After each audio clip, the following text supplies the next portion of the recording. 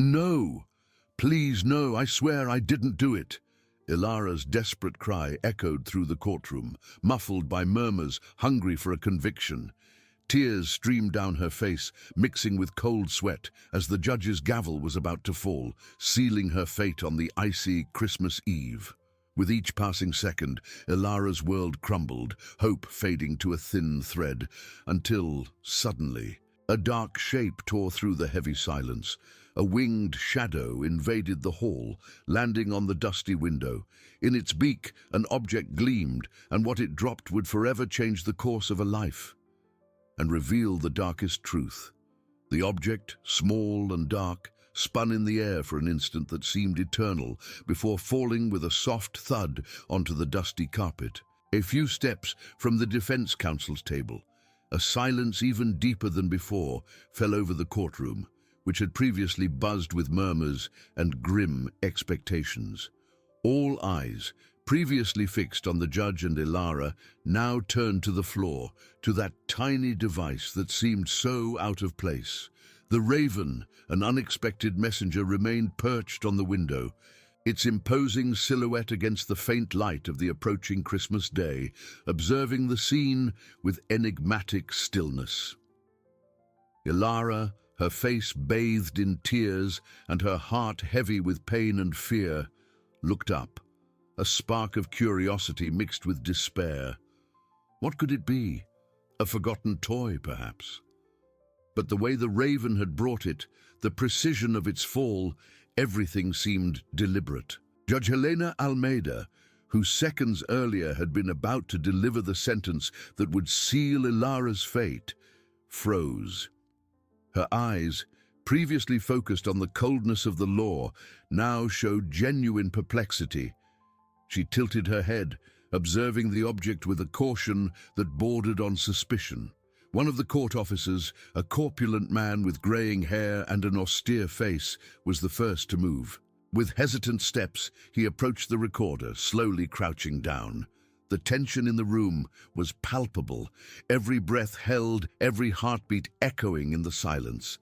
Ilara felt a shiver run down her spine. Could this be a sign? A last chance, perhaps?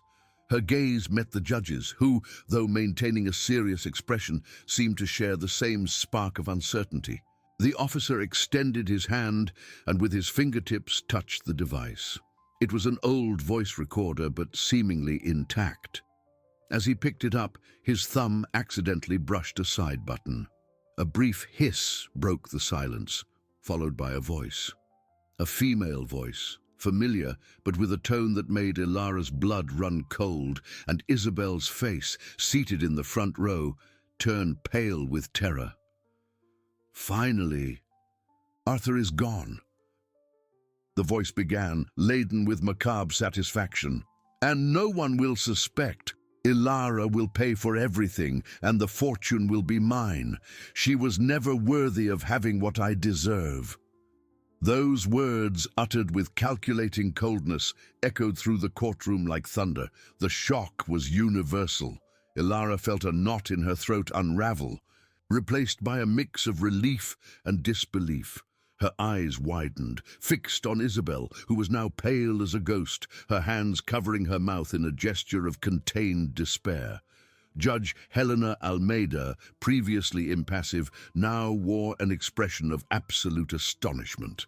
Her eyes moved from the recorder to Isabel, and then to Ilara, as if trying to decipher an enigma that had just been brutally and unexpectedly solved. The truth, so arduously sought, now burst forth, raw and undeniable, brought by a winged messenger and a small, forgotten recorder. The courtroom erupted, not in shouts, but in a collective, horrified gasp that spread.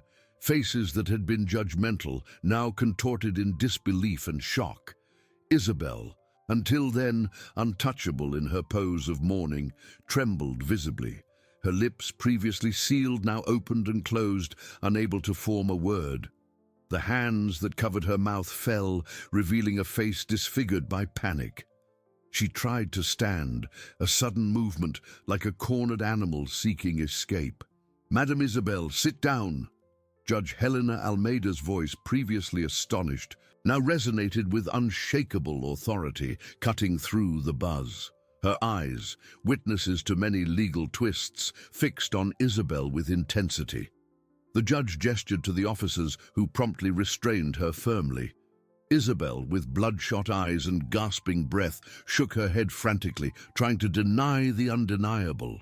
The words from the recorder, however, hung in the air, heavy and irrefutable. Ilara, in turn, felt the weight of months of anguish dissipate in an overwhelming wave of relief. Tears, previously of pain, now streamed warm, cleansing her soul. She brought her hands to her chest, feeling her heart beat erratically, no longer from fear, but from gratitude and hope. Her gaze lifted, seeking the raven on the window. The bird was still there, majestic and silent, and as if it knew the impact, a winged guardian of truth. For Ilara, that raven was an angel, a messenger of divine justice. Judge Helena Almeida, with a firm gesture, took the recorder from the officer and placed it on the stand, visible to all.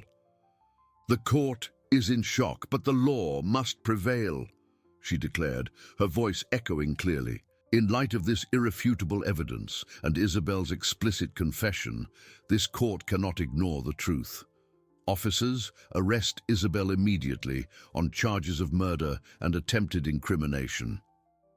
A murmur of approval and astonishment swept through the room, transforming Ilara's condemnation into indignation against Isabel. The officers acted promptly, escorting Isabel, who was now crying and muttering incoherently, out of the courtroom. The sound of her muffled protests was the last discordant note before a different silence settled, a silence of justice being served. The judge then turned her gaze to Ilara, and for the first time the young woman saw not the coldness of the law, but a flicker of compassion in the magistrate's eyes. "Madam Ilara," Judge Helena Almeida began, her voice softer but still laden with solemnity. "In light of the new evidence and the confession of the true culprit, this court declares you innocent." The word innocent reverberated in the air, a balm for Ilara's wounded soul. She collapsed onto the bench, her legs weak, her hands covering her face in a mixture of tears and laughter. That moment, so improbable, so miraculous, was proof that light always finds a way even in the densest shadows. Justice, which seemed to have abandoned Ilara, now returned, brought by the wings of a raven and the voice of an undeniable truth. Christmas Eve, which promised to be the darkest, transformed into a day of rebirth and hope. Ilara, finally free, felt the warmth of life returning, an unexpected gift in the coldest moment of her existence. She looked up, her tear-filled eyes seeking the judge. Judge Helena Almeida, with an expression that blended the seriousness of the law with visible human emotion, gave a slight nod. There was no longer the coldness of judgment, but a silent acknowledgement of the ordeal Ilara had just overcome. The weight of that nod was immense, carrying a tacit apology from the society that had condemned her so quickly. Ilara felt a warmth in her chest, a deep gratitude for that woman who, in the end, allowed the truth to prevail. Her gaze then turned to the window. The raven was still there, perched, its dark silhouette against the grey sky. It seemed to observe her like a silent guardian. For Ilara, it was not just a bird, but a messenger, a link to something greater, a hope that had materialized at the most crucial moment. She felt an inexplicable connection with the bird, a feeling that she was not alone, that invisible forces were working in her favor. A faint smile, the first genuine one in months, bloomed on her trembling lips. The buzz in the courtroom resumed, but now it was different. There was no longer the fury of condemnation, but murmurs of astonishment, relief, and even shame. People exchanged glances, some with their eyes fixed on Ilara, others looking away, unable to bear the image of the woman they had judged so harshly. Ilara felt the stares, but they no longer hurt her. They were like distant echoes of a nightmare that had finally come to an end. A court officer approached, not to restrain her, but with unexpected deference. "Madam Ilara, you are free. You may go." His words were simple, but the impact was monumental. Ilara tried to stand, but her legs still trembled. Her body seemed to have absorbed all the stress of the past months, and now, with liberation, her energy abandoned her. She leaned on the bench, breathing deeply, feeling the pure air, the freedom in every breath. As she left the courtroom, the doors opened to the icy Christmas Eve. The cold air whipped her face, but it didn't bother her. It was an invigorating cold, a reminder that she was alive, that the world continued. Outside, a small crowd gathered, drawn by the events. The faces were a mixture of curiosity and now compassion. Some waved timidly. Others murmured words of support. Ilara merely smiled, a tired smile but full of a new light. She didn't know where to go, what she would do. Her life was in ruins, her husband dead. But she was alive, innocent. The journey of rebuilding would be long, but she was no longer alone. She had the truth, a gift this Christmas of new beginnings. The cold wind seemed to whisper promises of an uncertain future, but for the first time in a long time, Ilara felt she could face it. Her eyes met those of an elderly woman in the crowd, Donna Clara, a neighbor who had always offered her a kind smile. Donna Clara extended her hand, her eyes moist with relief and affection. "Come, my dear," she said in a soft voice. "You don't have to spend this night alone." The simple gesture coming from a kind heart was the first ray of sunshine after the storm, an invitation to hope. Ilara, with a trembling nod, accepted the outstretched hand, taking the first step out of the shadows of the courtroom and towards a new beginning. Ilara, with a trembling nod, accepted Donna Clara's hand. The neighbor's wrinkled skin was soft, and its warmth seemed to melt the ice in Ilara's soul. Her eyes, still red, met Donna Clara's, which shone with compassion and maternal strength. The crowd, previously judgmental, now parted with respect. Murmurs of "poor girl" and "thank God" replaced the whispers of condemnation. Ilara felt a blush on her cheeks, a strange relief at being seen with less accusatory eyes. Donna Clara squeezed her hand with gentle firmness. "Come, my dear.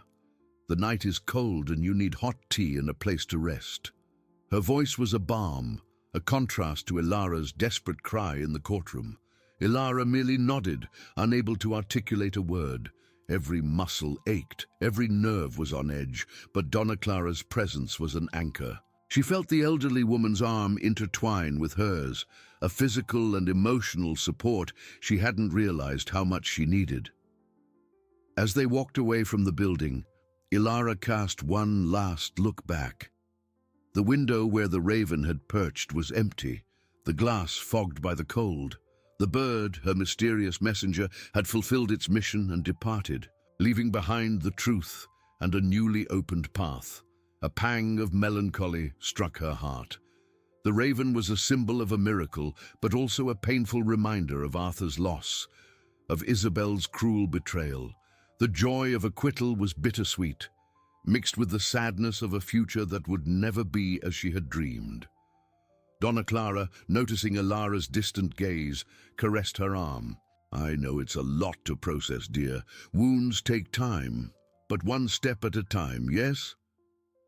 Ilara took a deep breath, the icy, clean air filling her lungs with renewal.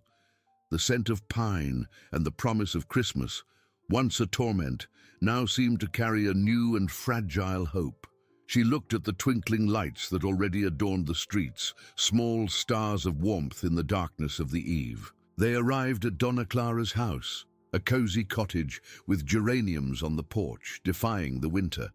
The aroma of cinnamon and fresh bread floated in the air, a warm invitation. Inside, the fireplace crackled, casting dancing shadows. Donna Clara guided her to a soft armchair covered with a wool blanket. "Sit down, Ilara. I'll prepare our tea, and then we'll talk, or we'll be silent, as you prefer." Ilara sank into the armchair, feeling the warmth envelop her exhausted body. The silence of the house, broken by the crackling of the wood, was a relief after the turmoil of the courtroom. She closed her eyes, allowing the images of the past months to pass, the shock of the accusation, the coldness of the interrogations, the despair of being misunderstood and judged. But above all, Isabel's icy voice on the recorder, the truth that freed her, and the word innocent uttered by the judge. There was still a long way to go, Ilara knew. The pain of Arthur's loss was an open wound. Isabel's betrayal a hurt that would take time to heal. The society that had condemned her would need time to accept her again. But there in that warm and safe cottage, with Donna Clara's kindness, Ilara felt she was no longer alone. The seed of overcoming, planted by the raven and watered by altruism, began to sprout, fragile but resilient. She opened her eyes, a glimmer of determination mixed with exhaustion. The Christmas of rebirth had begun, promising a future, however uncertain it still was. The aroma of cinnamon and the warmth of the fireplace enveloped her like a hug. Donna Clara, with her silent kindness, brought a steaming mug of tea, the steam warming Ilara's pale face. "Drink slowly, dear. It will soothe your soul." The elderly woman's soft voice was a balm. Ilara held the mug with both hands, feeling the warmth spread. Each sip seemed to wash away some of the accumulated bitterness. She watched the flames dance in the fireplace, mesmerized.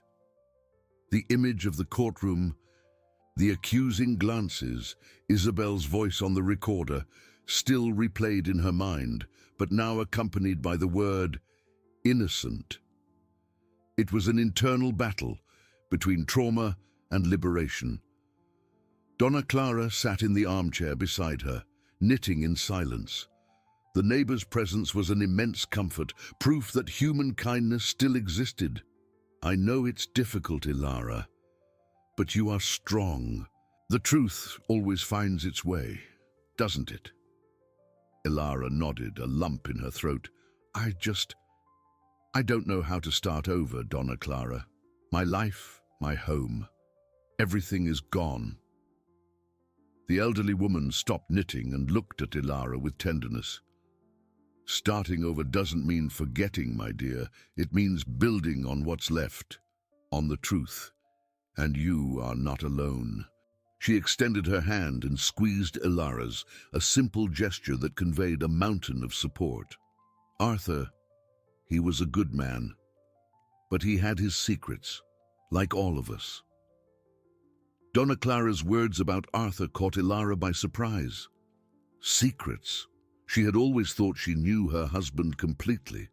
A pang of curiosity mixed with pain pierced her heart. "What secrets, Donna Clara?" she asked, her voice almost a whisper. Donna Clara hesitated, her eyes fixed on the flames. "He was reserved, Ilara, especially about his family. He never spoke much about his mother, who died young, or his father, who disappeared before he was born, and Isabel. She was always a shadow in his life." The elderly woman sighed. "But there was something more. An old chest he kept in the attic, locked. He once asked me to look after it, should anything happen. He said it contained his mother's true legacy." A chest in the attic. Ilara felt a shiver. She had never known about such a chest. Arthur was meticulous, but he also had his secret corners. The mention of a true legacy awakened a new urgency in her, a need to understand more about the man she loved and who had been brutally taken from her. Could there be more to the story, something Arthur wanted her to know? The night advanced, and the cold outside intensified, but Donna Clara's cottage remained a refuge. Ilara felt a new energy, a spark of purpose. It wasn't just about her innocence, but about Arthur's memory. about unraveling the layers of an interrupted life. The chest, an inanimate object, suddenly became a turning point, a promise of answers and perhaps a new path to justice and understanding. She looked at Donna Clara, her eyes now shining with renewed determination. "I need to see that chest, Donna Clara. I need to understand." The elderly woman smiled, a smile that said, "I knew you'd say that." Ilara felt that, although the pain was still immense, there was a new direction, a purpose that pulled her forward. The path to overcoming would not only be emotional, but also a journey of discovery, guided by Arthur's past and Ilara's unshakable courage. Ilara felt Donna Clara's gaze, a silent nod that her decision was understood and supported. The elderly woman, with the wisdom of years, knew that the truth, however painful, was the only path to true peace. "Well, my dear," Donna Clara began, her voice as soft as ever, "Arthur's cottage is sealed by the police, but with your acquittal, the papers should be released tomorrow morning. We can go together. I'll accompany you." Ilara felt a mix of apprehension and relief. Returning to the house she had shared with Arthur, the stage of her happiness and later her tragedy would be an immense challenge. Memories like ghosts would surely haunt her in every corner. But the promise of unraveling Arthur's secrets, of understanding who he truly was a driving force more powerful than fear. "Thank you, Donna Clara," Ilara murmured, her voice choked with emotion. "I don't know what I would do without you." Donna Clara merely smiled, squeezing Ilara's hand once more. "We're family now, dear, and family supports each other." The warmth of the tea and Donna Clara's kindness began to loosen the knot of tension that had settled in Ilara's body for months. She allowed herself to relax a little in the armchair, the crackling of the fireplace cradling her thoughts. Christmas Eve outside, once a symbol of despair, now seemed to carry a faint promise of renewal. That night, Ilara slept a restless sleep, but for the first time in a long time, free from the weight of condemnation.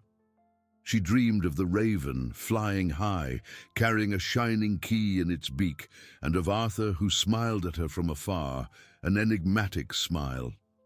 At dawn, the icy air of Christmas morning penetrated the window cracks, but the light that entered was no longer that of a gloomy day. There was a clarity, a promise. Donna Clara was already up, preparing a simple but comforting breakfast. The smell of fresh coffee and toast filled the cottage. "Ready for the journey, my dear?" Donna Clara asked, her eyes full of affection. Ilara nodded, feeling a mix of anxiety and determination. Breakfast was largely silent, punctuated only by the clinking of cups and the crackling of the fireplace. Each sip of coffee was a small step to strengthen her soul for what was to come. After breakfast, they bundled up warmly. The biting wind of Christmas morning greeted them outside, but Ilara felt a strange resilience. She was no longer the fragile and frightened woman from the courtroom. There was a new strength forged in pain and the search for truth. The path to Arthur's house was walked in silence. Every street, every tree, every house seemed to carry a piece of her past life. When Arthur's cottage came into view, Ilara felt a tightening in her chest. The front door, once so welcoming, now seemed like a portal to a past she needed to confront. The police tape, once a symbol of her imprisonment, was now torn, a sign of her freedom. Donna Clara squeezed her hand. "We are together, Ilara." Upon entering, the silence of the house was heavy, filled with memories. Arthur's scent still lingered in the air, a mixture of his cologne and the aroma of his books. Ilara walked through the living room, touching the furniture, the photographs. Each object was a memory, a sharp knife of pain and longing, but she didn't allow herself to crumble. There was a purpose. She climbed the stairs, Donna Clara close behind. The attic, a place Arthur had always kept somewhat mysterious, was their destination. The door creaked open, revealing a dusty space, full of boxes and old things. In the darkest corner under a tarp, there it was, an old chest made of dark wood with rusted bronze fittings. Ilara's heart leapt. The truth was there, waiting to be revealed. A new chapter.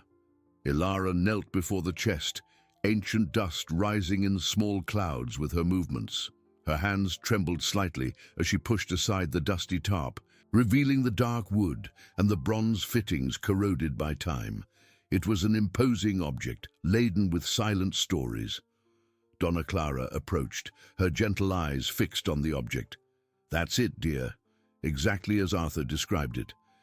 Ilara touched the lid, feeling the rough texture of the wood, imagining Arthur's hands, his mother's hands, touching the same spot.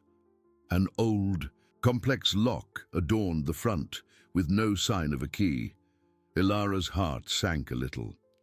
"It's locked, Donna Clara. How will we open it?" The elderly woman frowned in thought, a finger to her lips. "Arthur was a man of secrets, but also of logic. He wouldn't entrust me with something so important without a way to access it. I remember him saying, 'The key is always where you least expect it, but where you most need it.'" Ilara looked around the dusty attic. Boxes upon boxes, forgotten objects, cobwebs. Where could a key be in such a chaotic place? Frustration threatened to overwhelm her, but determination was stronger. She needed answers. She needed to understand Arthur not just as the husband she loved, but as the man with a complex past. Donna Clara, with her usual calm, began to examine the chest more closely. She ran her fingers over the fittings, over the carvings in the wood. He was a man of details, Ilara. He always hid things in plain sight. Her eyes lingered on one of the upper corners of the chest, where a small carving seemed a little deeper than the others. Carefully, she pressed the spot. A soft click echoed in the silence of the attic. Ilara held her breath. A small, almost imperceptible drawer slid out from the side of the chest. Inside rested a small, ornate bronze key with a gleam that defied time.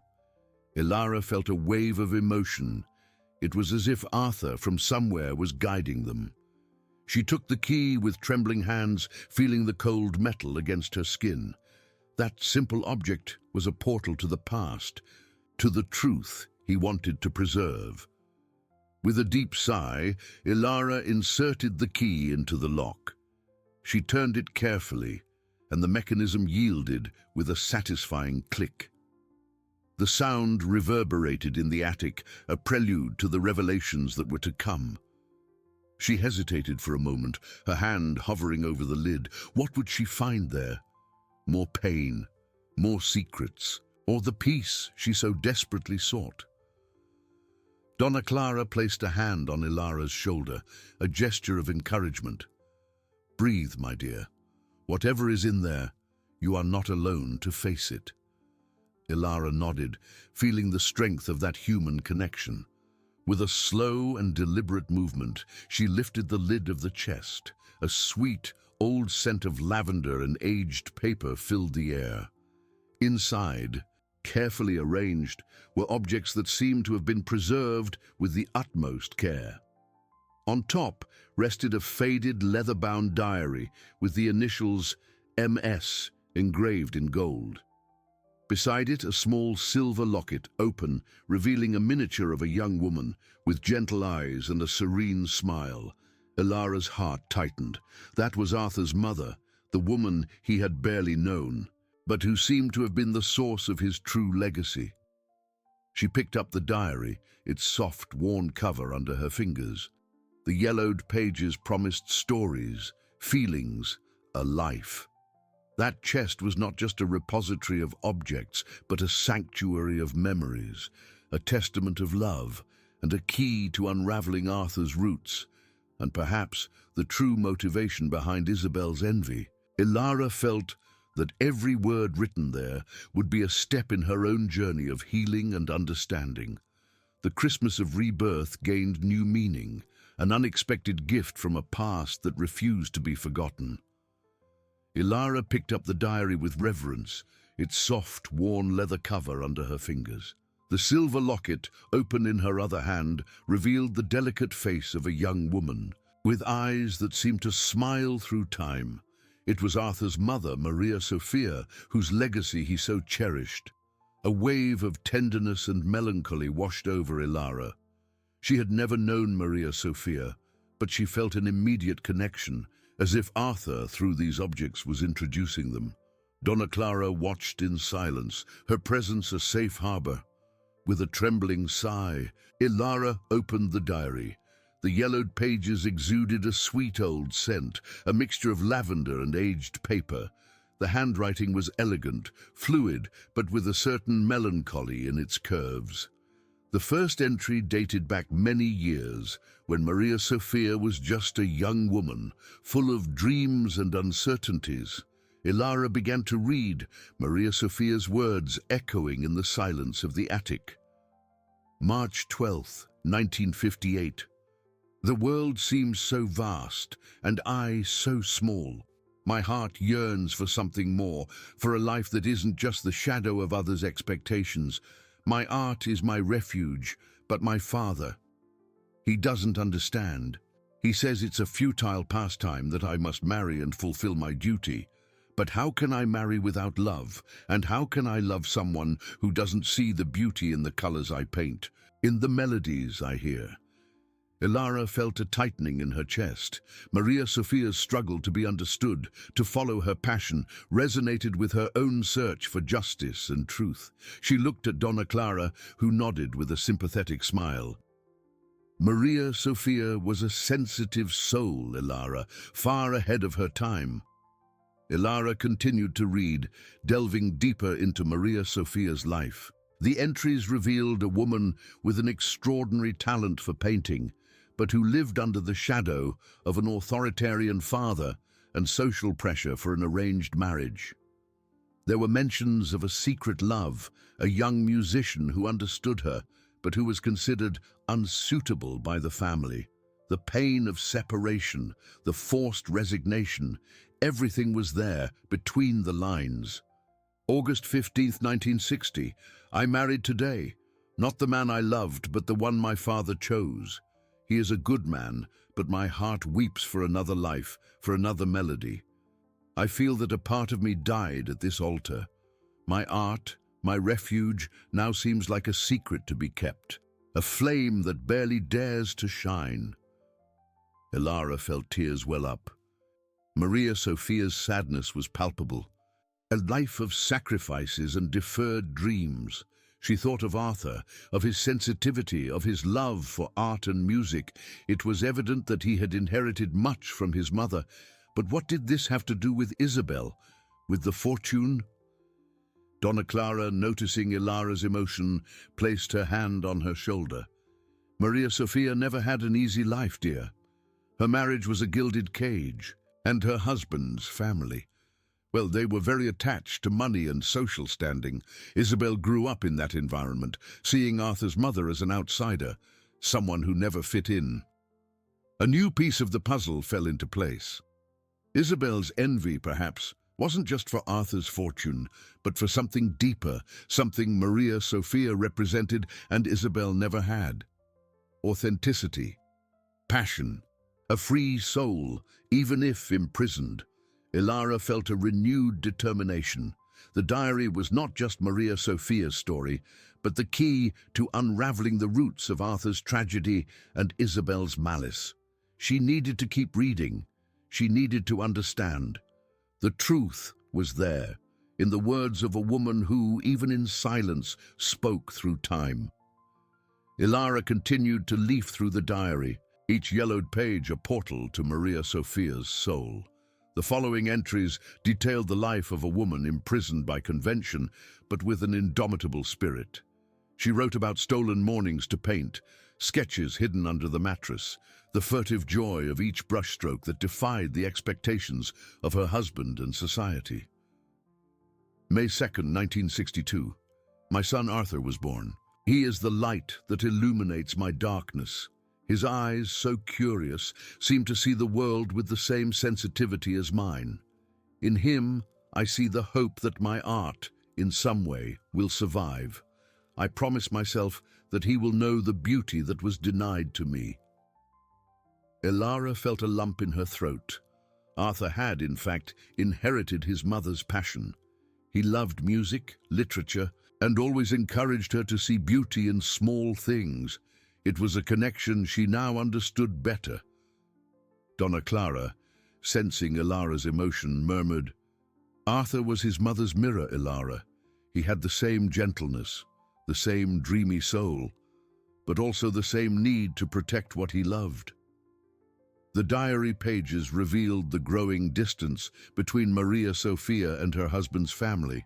She was seen as eccentric, distracted, while her husband, a businessman, dedicated himself to expanding the family fortune. Maria Sophia, in turn, found solace in her art and in a small group of artist friends with whom she secretly shared her passion. A particular entry caught Elara's attention. January 10th, 1968. My friend, the old master painter, passed away. He left me an unexpected gift, a small, secluded country house with a wonderful studio, a refuge. He knew I needed a place for my soul to breathe, for my art to flourish without judgment. I promised him I would never sell this house, that it would be the true legacy of my passion, a place for Arthur, if one day he wished to follow the path of beauty. No one in my husband's family knows. It is my secret, my treasure. Elara looked up shocked. A country house, a secret studio. This was much more than she expected. Arthur had never mentioned such a property. Could this be the true legacy he wanted to protect? And would Isabel know about it? Isabel's envy, which Donna Clara had mentioned, now gained a new dimension, deeper, more rooted in secrets and material possessions. Donna Clara, noticing Elara's expression, pointed to the page. Maria Sophia was astute. She knew her husband's family only saw numbers. Hiding an asset like this would be the only way to preserve it for Arthur. That studio was her sanctuary. Elara continued to read, with each word feeling Maria Sophia's strength and resilience. The diary detailed how she secretly used the studio, creating artworks that were never exhibited, but which were the pure expression of her soul. She wrote about the peace she found there, the freedom to be who she truly was, away from social constraints and the coldness of her in-laws. Arthur visited the place with her in secret since childhood, and it was there that his mother taught him to see the beauty of the world, to appreciate art and music, nurturing the sensitivity that would make him the man Elara loved.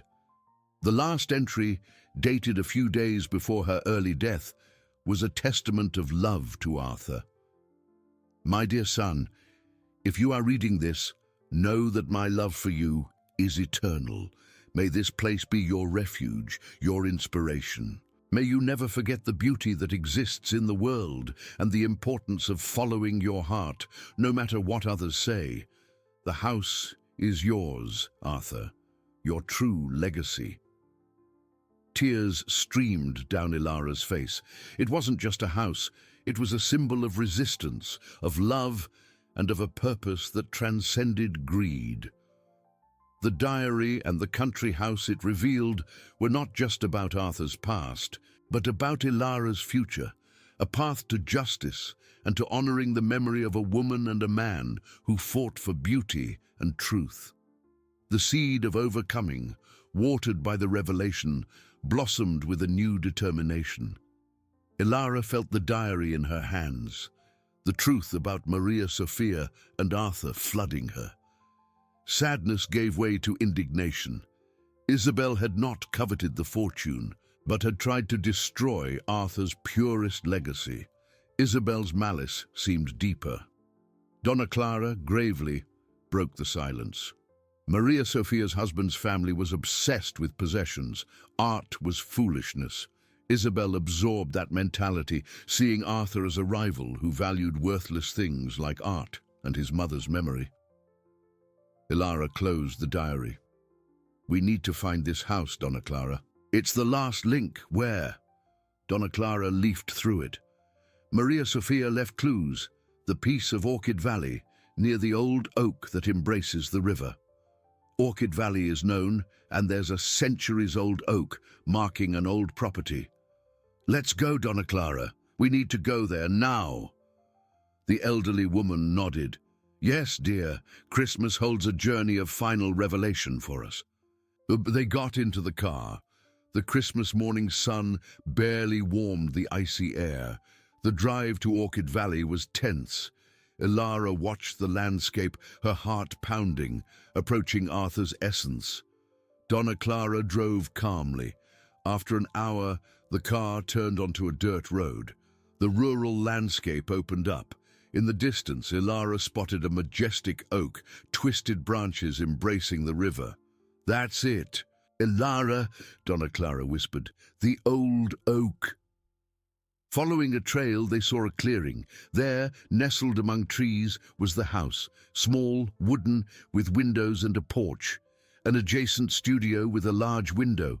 The place exuded quietude. As they approached, Ilara felt emotion. It was Maria Sophia and Arthur's sanctuary. The door was locked. Donna Clara, with a smile, took a bronze key from her pocket. Arthur gave me this key years ago for a place of peace. Arthur had entrusted Donna Clara with the key.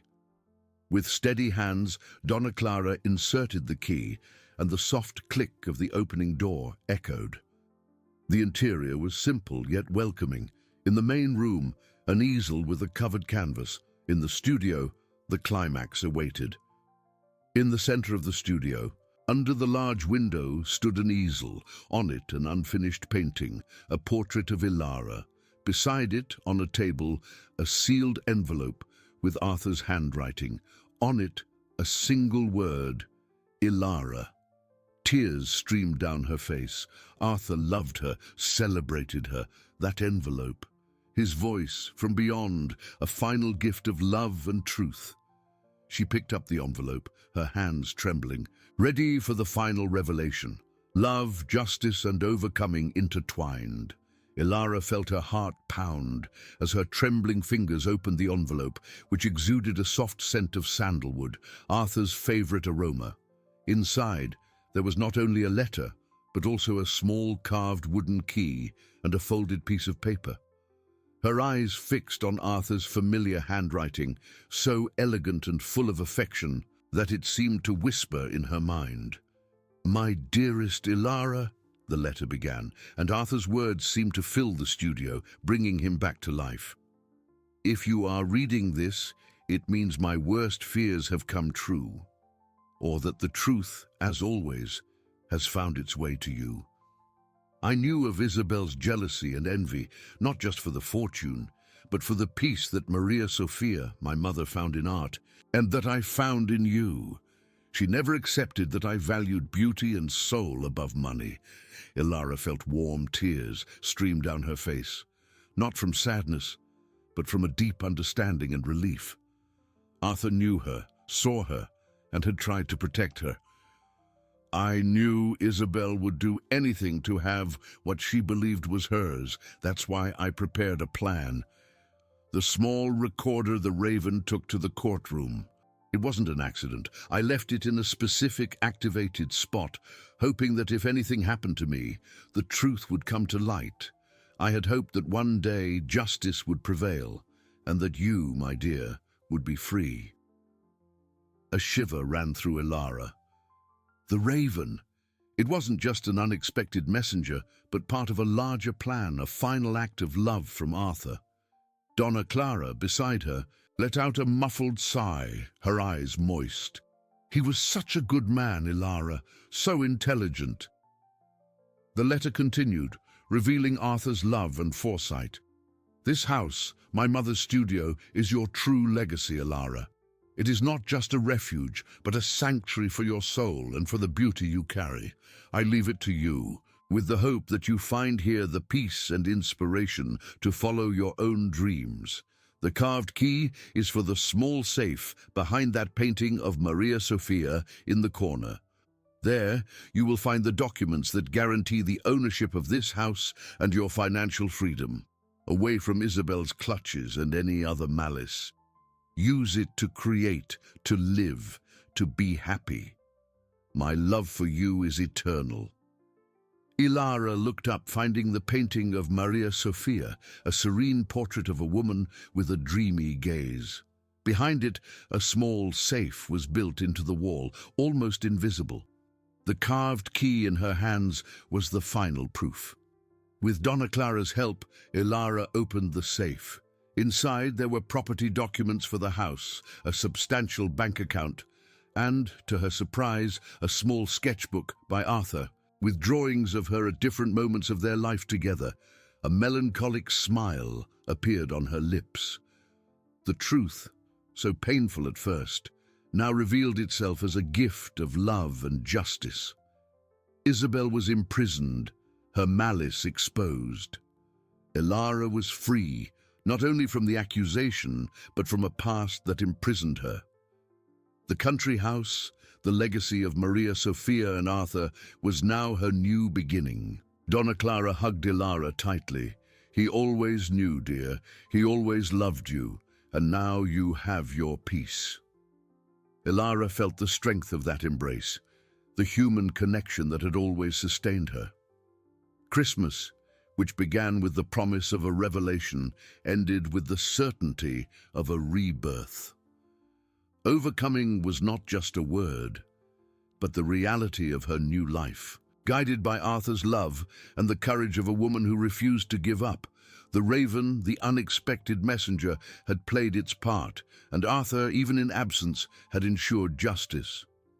That hug from Donna Clara was a balm for Ilara's wounded soul, a tangible reminder that even in the greatest adversities, human kindness and support were beacons of light. Ilara closed her eyes, absorbing the quietude of the studio, the smell of old paint, and the gentle breeze entering through the window, swaying the linen curtains. The painting of her face on the easel, unfinished but full of love, spoke volumes about what Arthur felt for her. It was a testament to a love that neither death nor malice could erase. In the days that followed Christmas, the country house became Ilara's refuge. News from the courtroom spread quickly. Isabel, confronted with the irrefutable evidence from the recorder and the revelation of Arthur's meticulous plan, confessed her crime. The society that had once condemned Ilara now viewed her with eyes of compassion and admiration. Judge Helena Almeida made a point of issuing a public apology, acknowledging the system's failure and the extraordinary intervention that brought the truth to light. Ilara, however, sought neither revenge nor recognition. Her focus was on healing her wounds and honoring the legacy of Arthur and Maria Sophia. She decided that the country house would be more than a home. It would be a center for art and solace, a place where sensitive souls could find inspiration and peace, away from the judgment and greed of the outside world. Donna Clara, with her wisdom and patience, remained by Ilara's side, helping her organize the studio, catalogue Maria Sophia's sketches, and plan for the future. Together, they discovered that Maria Sophia not only painted, but also wrote poems and composed small melodies. The house was filled with artistic treasures that Arthur had carefully preserved. Ilara felt the presence of Arthur and his mother in every corner, in every brushstroke, in every note. She herself, who had abandoned her own gardening hobby after Arthur's death, began to cultivate a small orchid garden on the porch, a tribute to Orchid Valley and the beauty Maria Sophia so loved. It was a simple gesture, but one that symbolized the blossoming of her own soul. Gradually, Ilara began to receive visits from people who had been touched by her story, women seeking a new beginning, artists needing a space to create, or simply souls yearning for a place of peace and inspiration. The country house transformed from a guarded secret into a beacon of hope and resilience. Ilara, Once the defendant was now the hostess, sharing her story of overcoming and the importance of never giving up on truth and love. She spoke about the strength of human connection, about how Donna Clara's kindness and Arthur's foresightful love had saved her. And of course she always mentioned the raven, the winged messenger who, in a moment of despair, brought the light. The raven, at times, still appeared perching on the studio window, observing Ilara with its intelligent eyes. For her, it was not just a bird, but an eternal symbol of justice finding its way, of truth revealing itself, and of hope always being reborn, even on the iciest eves.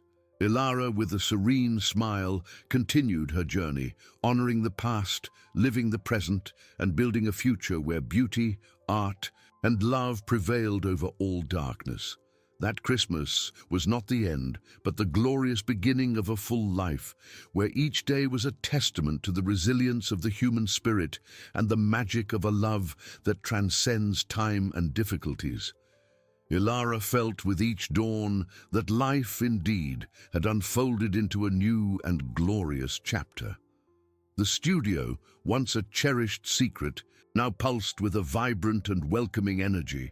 The walls, which once held only the dreams of Maria Sophia and Arthur, now witnessed the creation of new stories, of new beauties that bloomed from the hands and hearts of its visitors. Donna Clara, with her calm and welcoming presence, was the soul of the place, her wise advice and gentle smile a beacon for all who arrived, a constant reminder of the strength of human connection. Together, they had transformed the country house into a true sanctuary for art and the human spirit, a refuge of peace. Women of all ages, some with life stories as complex and challenging as Ilara's, others simply seeking a space to express their creativity and find a moment of quietude, found a safe haven there. Ilara shared not only the painting techniques she had discovered in Maria Sophia's sketches, but also the valuable lessons of resilience and overcoming she had learned on her own journey. She spoke openly about the diary, about Maria Sophia's courage to follow her passion despite adversities, and about Arthur's foresightful love that, even from beyond, ensured her freedom and the revelation of the truth. Each shared story, each brushstroke on the canvas, was a thread weaving a tapestry of human connection, strengthening everyone and creating a sense of community. Ilara's orchid garden flourished exuberantly on the porch, a visible reflection of the inner peace she had finally found. Each delicate flower was a reminder of the beauty that persists, even after life's most severe storms. She spent hours there, tending to the plants with an almost meditative dedication, feeling the earth in her hands, a silent therapy that nourished her soul and reconnected her with the simplicity of life. The raven, her silent and mysterious messenger, still appeared occasionally, perching on the highest branch of the centuries-old oak, observing the movement in the house with its astute and curious eyes. Ilara always waved to it, a gesture of gratitude for its intervention that had changed her destiny. One day, a young artist, with eyes full of uncertainty and a hesitant brush in hand, asked Ilara how she had found the strength to move forward after all she had been through.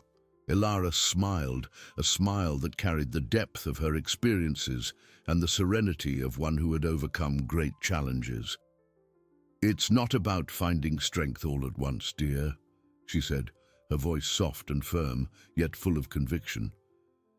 "It's about one step at a time, one day after another. It's about allowing yourself to feel the pain, but also allowing yourself to see the beauty that still exists around you. It's about accepting help, the connection with other souls who reach out to us, and believing with all your faith that the truth always finds a way to emerge." Donna Clara, sitting beside her, took Ilara's hand, a gesture of affection and approval that spoke more than 1,000 words. Her eyes shone with pride. "And it's about honoring those we love, Ilara. Arthur and Maria Sophia live in every brushstroke made here, in every laugh that echoes within these walls, in every soul that finds solace and inspiration. Ilara nodded, feeling the warmth of Donna Clara's hand, an anchor in her new reality. That place was living proof that love, art, and kindness were legacies far more powerful and lasting than any material fortune or selfish ambition. The country house, once a guarded secret, now radiated light to the world. People came and went, but all carried with them a piece of the hope and inspiration they found there, transforming and growing.